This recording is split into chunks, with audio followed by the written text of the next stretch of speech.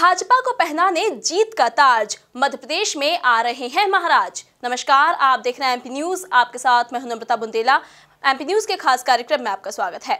उपचुनाव की तैयारियां जोरों पर है। अब जैसे जैसे चुनाव करीब आते जा रहे हैं, वैसे वैसे चुनावी सरगर्मियां भी बढ़ने लगी हैं और तैयारियां भी दिन प्रतिदिन तेज होने लगी हैं। और अब इसके साथ ही एक खबर और सामने आई है कि मध्य प्रदेश में जल्द ही बीजेपी के महाराज यानी ज्योतिरादित्य सिंधिया भी दस्तक देने वाले हैं।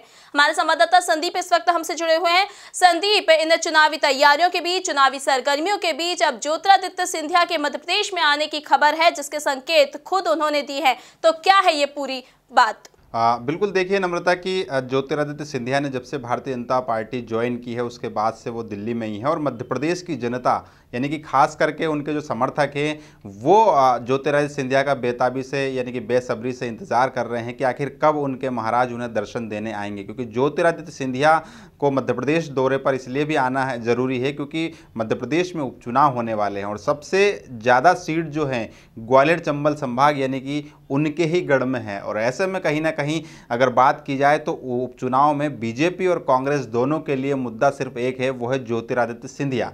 और सिंधिया को लेकर लगातार इंतजार किया जा रहा था, लेकिन जिस तरीके से अगर बात करें तो ज्योतिरादित्य सिंधिया ने भारतीय जनता पार्टी ज्वाइन की थी तब वो राजधानी भोपाल में आए थे और भोपाल के बाद वो दिल्ली लौट गए और दिल्ली लौटने के बाद कोरोना को लेकर जो है लॉकडाउन लगा दिया गया, जिसकी वजह से वो नहीं आ सके और फिर वो खुद कोरोना संक्रमित हो गए। तो ऐसे में कहीं ना कहीं अगर बात की जाए तो ज्योतिरादित्य सिंधिया लंबे समय से मध्य प्रदेश की सरजमी से दूर हैं और यहाँ की जनता उनका इंतजार कर रही है। और ऐसे में अगर बात की जाए तो कोरोना को हराने के बाद ज्योतिरादित्य सिंधिया पहली बार मध्य प्रदेश की वर्चुअल जनसंवाद रैली में बीजेपी के राष्ट्रीय अध्यक्ष जेपी नड्डा के साथ एक मंच पर मौजूद दिखे, जहां से उन्होंने संकेत दे दिया कि वो अब जो है मध्य प्रदेश की सियासत में सक्रिय हो गए। क्योंकि दूसरी बार उन्होंने पूर्व मंत्री जीतू पटवारी के विवादित ट्वीट पर जिस तरीके से उन्होंने बेटियों को लेकर एक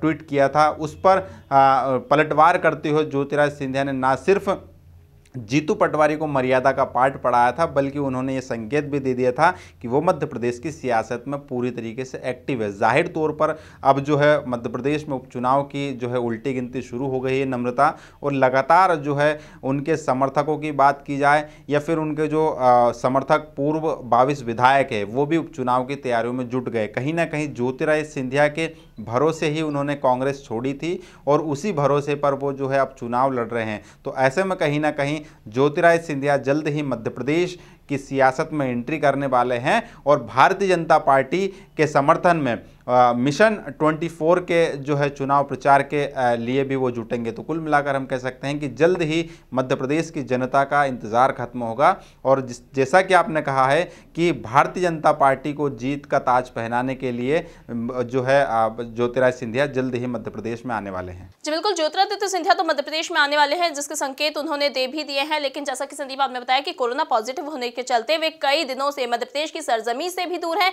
और साथ ही वो राजनीति में भी सक्रिय नजर नहीं आ रहे हैं, सियासी गलियारों से भी दूर बने हुए हैं। लेकिन अब जब कोरोना पॉजिटिव के बाद अब उनकी रिपोर्ट नेगेटिव आ चुकी है तो वे वापस सक्रिय होने वाले हैं राजनीति में और चुनाव प्रचार में भी वे हिस्सा लेने वाले हैं। अब जब वे मध्य प्रदेश में आएंगे तो इस बार का नजारा कुछ और ही होने वाला है। तो आखिर किस तरह से वे लोगों के साथ सोशल डिस्टेंसिंग बनाकर अपने कार्यकर्ताओं में और नेताओं में जान फूकेंगे? देखिए नम्रता के जाहिर तौर पर अगर ज्योतिरादित्य सिंधिया भी कोरोना पॉजिटिव हुए हैं तो उनके लिए सबसे बड़ी ज़रूरत है कोरोना को लेकर जो है सुरक्षा बरतना और दूसरी तरफ जनता का भी स्वास्थ्य का ध्यान रखना। ऐसे में कोरोना काल में जब ये उपचुनाव होना है तो कहीं ना कहीं सोशल डिस्टेंसिंग का भी पूरा ध्यान रखना है। और जिस तरीके से virtual rally Bharatiya Janata party ने एक जो ट्रेंड सेट किया है उसी के तहत ज्योतिरादित्य सिंधिया और शिवराज सिंह चौहान मध्य प्रदेश के उपचुनाव प्रचार में जुटेंगे। और जिस तरीके से एमपी न्यूज़ के पास एक अपडेट है नम्रता कि शिवराज और महाराज की जो जोड़ी है वो सावेर की सियासत को साधने के लिए एक बहुत बड़ी वर्चुअल रैली का आयोजन करने वाली है। यानी कि वर्चुअल जो रैली के द्वारा वहाँ के कार्यकर्ताओं से और जनता से संवाद किया जाएगा। तो क्योंकि अगर बात की जाए तो सावेर, सिलावट, सिंधिया और साख यानी कि यहाँ पर अगर बात की जाए तो ये जो पूरा जो चुनाव है सावेर का वो ना सिर्फ भारतीय जनता पार्टी, न सिर्फ तुलसी सिलावट, बल्कि ज्योतिरादित्य सिंधिया और शिवराज सिंह चौहान की साख का सवाल भी बना हुआ है। तो कहीं ना कहीं इसको जीतने के लिए भी ज्योतिरादित्य सिंधिया पूरी जान झोंकते हुए नजर आएंगे। लेकिन दूसरी अगर बात की जाए तो ग्वालियर चंबल संभाग से 24 में से 16 सीट आती है और यहाँ पर ही जो वो विधायक है जिन्होंने इस्तीफा देकर मध्य प्रदेश की कमलनाथ सरकार को गिराया था, तो उन विधायकों को जिताने की जिम्मेदारी ज्योतिरादित्य सिंधिया के कंधे पर है, क्योंकि उन्हीं के भरोसे जो है तमाम 22 विधायकों ने इस्तीफा दिया।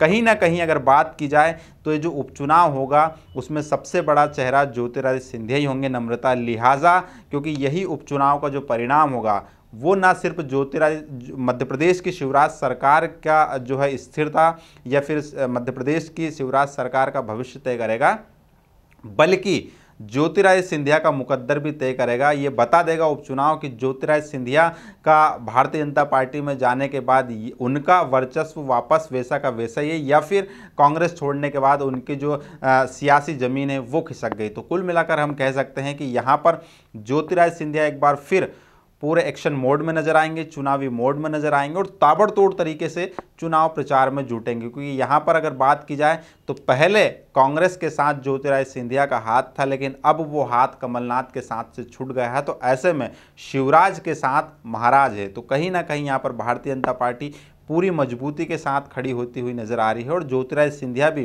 क्योंकि उपचुनाव का शंखनाद शिवराज सिंह चौहान कर चुके हैं, तो ऐसे में अब ज्योतिरादित्य सिंधिया की एंट्री होना बाकी है। लिहाजा जैसे ही ज्योतिरादित्य सिंधिया की एंट्री मध्य प्रदेश की भाजपा में होती है, मध्य प्रदेश की सियासत में होती है, तो जाहिर तौर पर एक उनके जो समर्थक हैं उनको भी ना सिर्फ एक एनर्जी मिलेगी, बल्कि तमाम भारतीय जनता पार्टी के नेताओं को विश्वास भी होगा कि ज्योतिरादित्य सिंधिया भी अब चुनाव के दंगल में अपनी कमर कसकर कूद चुके हैं।